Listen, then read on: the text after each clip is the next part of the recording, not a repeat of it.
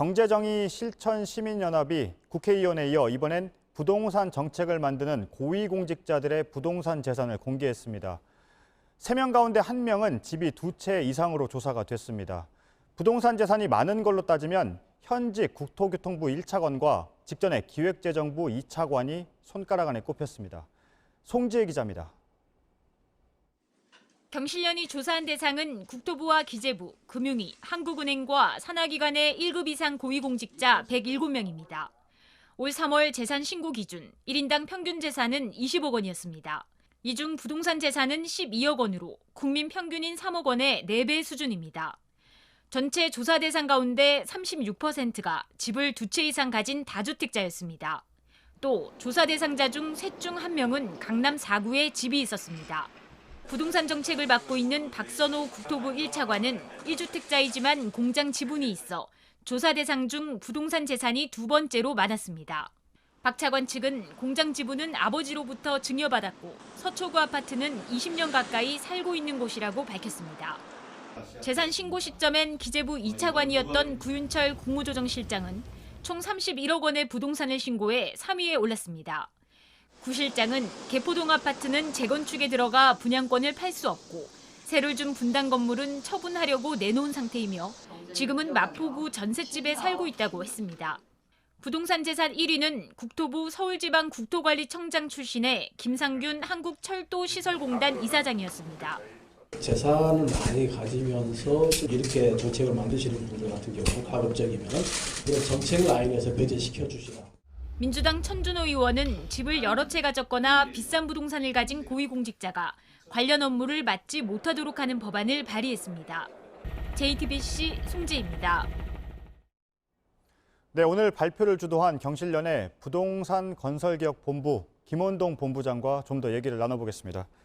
예, 본부장님 어서 오십시오. 예, 안녕하십니까. 예, 이번엔 고위공직자들입니다. 그중에서도 부동산 정책을 만드는 고위공직자들인데요.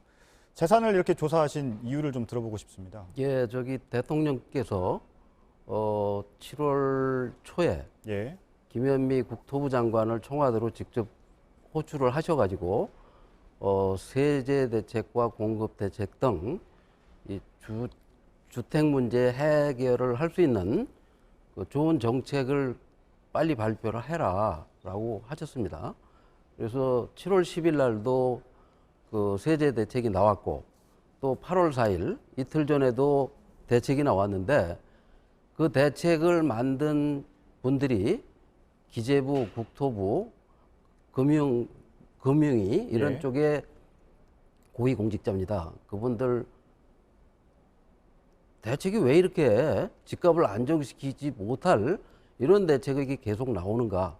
사실 작년부터 우리가 쭉 체크를 해서 청와대 참모들 그리고 여야 국회의원들 그리고 서울의 구청장, 시의원 계속 이 주택 정책에 직간접적으로 영향을 주는 분들에 대한 재산을 예. 저희가 조사를 했고 오늘도 그 일환으로 이 주택 정책에 직접적인 영향을 주는 고위공직자의 재산을 들여다보게 됐습니다.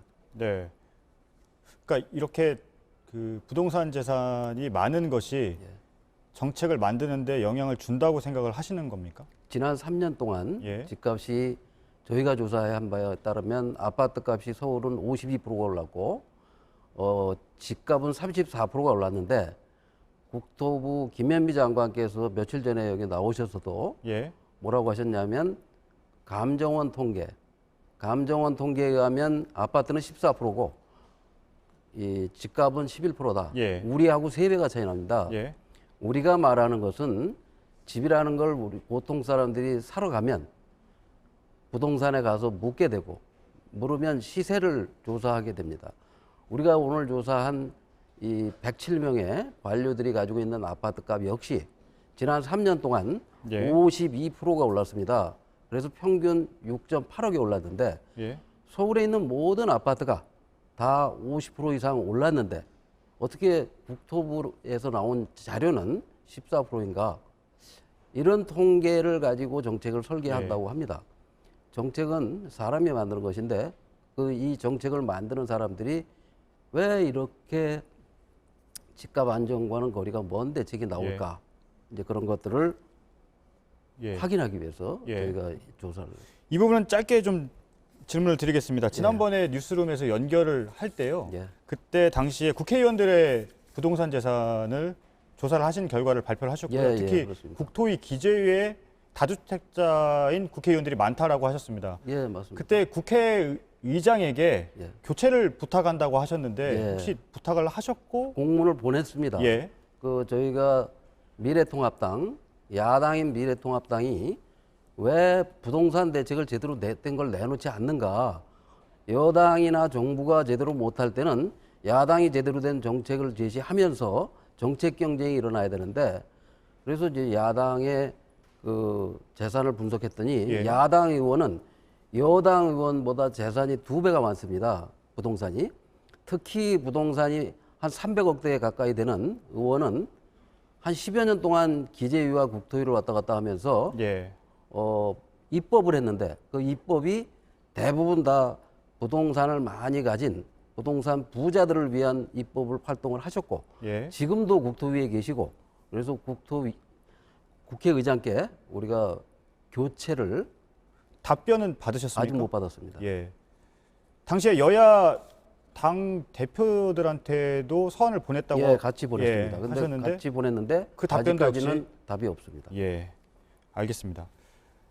야당에서는 이런 주장도 지금 하고 있습니다. 집을 여러 채 가지고 있는 게 죄냐? 집값을 일부러 떨어뜨리는 나라가 어디 있느냐? 이런 얘기들도 나오고 있는데요. 이런 예. 주장은 어떻게 생각하십니까? 맞습니다. 뭐 틀린 얘기가 아니죠. 예. 그런데 집이 여러 채 가진 분이 고위 공직에 가서 또는 국회의원이 돼서 해당 법안을 만들고 그 정책을 수립하는 업무를 하면서 3년, 4년간 계속 집값이 폭등하게 만드는 법과 정책을 만든다면 예. 그런 분들은 배제를 해야, 교체를 하거나 배제를 해라. 예. 집이 여러 채 있는 사람이 일반인데 그분들이 무슨 문제가 되겠습니까? 여러 채 가지고 집 없는 분들에게 집을 빌려주고 임대 사업을 하는 거 이런 것들은 아무 문제가 없는데 고위 공직자가 예. 임대 사업을 하든지 국회의원이 임대 사업을 하는 거는 아무 문제가 나가서 하는 건 문제가 없습니다. 예. 근데 해당 상임위에서 그런 법을 만든다거나 정책을 결정하는 것은 안 된다. 예. 그런 겁니다. 그제 나온 정부의 공급 대책에 대해서 좀 질문을 드릴 텐데요. 공급 대책 살펴보셨을 텐데 예, 그렇습니다. 어떻게 보셨습니까? 그러니까 공공이 참여해서 예. 재개발, 재건축까지 공공이 참여한다는 겁니다. 지금까지 공기업은 신도시를 만들어서 그 신도시에 값싼 주택을 공급해서 집값을 안정시키는 게 공기업의 역할이었는데 예. 그 역할을 지금 잘 못하고 있었습니다. 그래서 이 과거 2008년, 2009년, 2010년에는 강남에도 30평 아파트를 3억에 분양을 했었는데 최근 들어서 그 3억짜리 아파트 옆에다가 6억, 7억에 지금 공기업이 아파트를 분양하고 있고 과도한 폭리를 취하고 있어서 경실련이 분양 원가 자료를 달라 예. 했더니 주지 않아서 지금 소송 중입니다.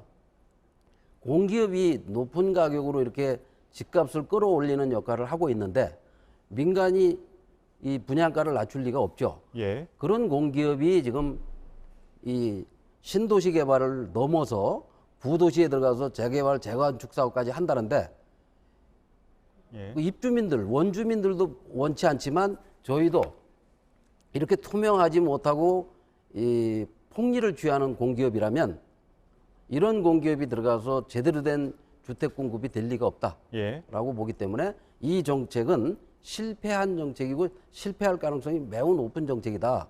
따라서 이런 정책들을 만드는 분들을 대통령께서 좀 교체를 하시던가 뭐 하는 그런 조치를 저희가 바라는 겁니다. 네, 알겠습니다. 지금까지 경실련의 부동산 건설 개혁본부 김원동 본부장의 입장을 들어봤습니다. 감사합니다. 네, 감사합니다. 여권의 고위 관계자들이 정부의 부동산 대책에 대한 신뢰를 떨어뜨리고 있다는 비판도 나옵니다. 오늘은 또 청와대 고위직 가운데 유일하게 강남에 집을 2채 가진 김조원 민정수석이 도마에 올랐습니다. 심수미 기자입니다. 김조원 민정수석은 지난달 말 서울 잠실 47평 아파트를 내놨습니다. 당시 김수석 집으로 보이는 매물의 인터넷상 호가는 22억 원. 그런데 현지 부동산 중개업소들을 돌아보니 비슷한 매물의 호가는 19억 원에서 20억 원 사이였습니다. 김수석이 진짜 집을 팔 생각이 있었느냐는 의문이 제기되는 대목입니다. 그런데 이런 논란이 일자 김수석은 오늘 그 매매 의사조차 일단 접은 걸로 보입니다. 매매를 요청받았던 중개업소는 일찍 문을 닫은 가운데 주변 중개인들이 아침에 중개 전산망에서 해당 매물이 내려갔다고 전한 겁니다. 청와대 고위 관계자는 이에 대해 매매 요청가는 남자들이 잘 모르는 경우가 있다고 해명했습니다. 고가 매매 시도와 김수석 사이에 선을 그은 겁니다. 하지만 김수석은 지난달 노영민 비서실장의 매매 권고 때도 공개적으로 반발한 걸로 전해집니다. 자신이 집을 판다고 부동산 가격이 안정된다는 보장이 없지 않느냐는 취지로 주장했던 겁니다. 이런 사실이 알려지면서 다주택자들을 압박해 집값을 잡겠다는 부동산 정책 기조가 청와대에서부터 흔들렸다는 지적이 나옵니다. 앞서 공공임대를 늘려 주택 수요를 맞추겠다는 대책에 대해서도 대상지로 떠오른 지역의 여당 중진 의원들이 공개 반발한 바 있습니다. JTBC 심수희입니다.